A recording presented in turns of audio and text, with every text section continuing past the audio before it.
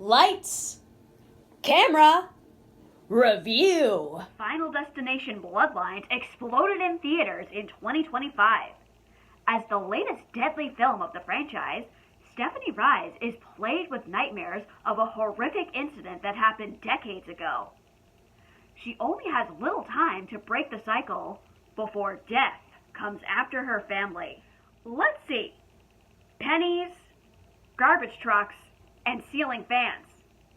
I can add these objects to my fear list after watching a Final Destination film. Final Destination Bloodlines was my first theater experience of the franchise. It was a wild time. Bloodlines is a brutal film that takes new directions, but avoids new territories. A new cast joins the franchise. Caitlin Sanahana is a highlight of Stefani Reyes. Teo Ryans, Raya Kilstead, Richard Harmon, Owen Patrick Joyner, and Anna Lore do a noteworthy job of exploring more depths of the script. Credits also include Alex Zahara, April Telek, Tinpo Lee, and Max Lloyd-Jones. Final Destination Bloodlines is the last film for the late Tony Todd, who died shortly after filming was completed. With his frail appearance, it was sad seeing him in poor condition. Filmmakers gave him creative control of his scenes. Todd's strength and improvisation of a powerful dialogue made his final appearance a heartwarming tribute. Bloodlines is one heck of a good time, but it follows too closely of the usual stakes of a Final Destination film. Writers missed some story opportunities that could have made it stronger, like the whole generations of cursed families. What if the film focused on more than one family trying to stop death? Iris, played by Breck Bassinger and Gabrielle Rose, is the most intriguing character in the story. With how things turn out, Iris's character deserved to be expanded. Considering the period, Iris's story would have been a fascinating exploration. In the 14-year gap, Zach Lepowski and Adam B. Stein changed the game of the Final Destination franchise.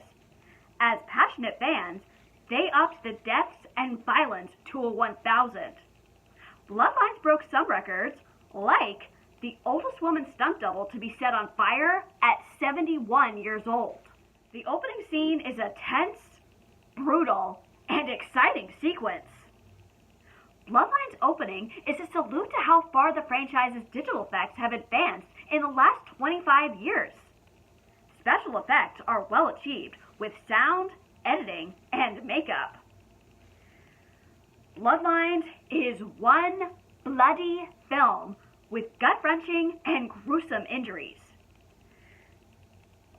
One scene involves an important medical device that I had no idea was so deadly when handled the wrong way. Final Destination has always had a knack for subtle foreshadowing and tricking audiences.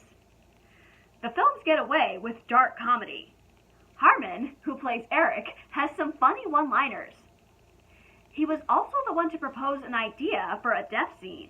It's interesting how you're laughing at one moment at something that's horribly wrong until you're clenching your face at a horrific decapitation.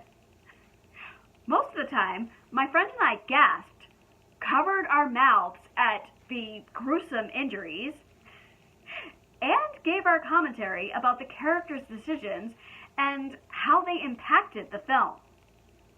That's the fun part about Final Destination. The theater reaction had loud responses, and some people even cheered. Every Final Destination film has its flaws.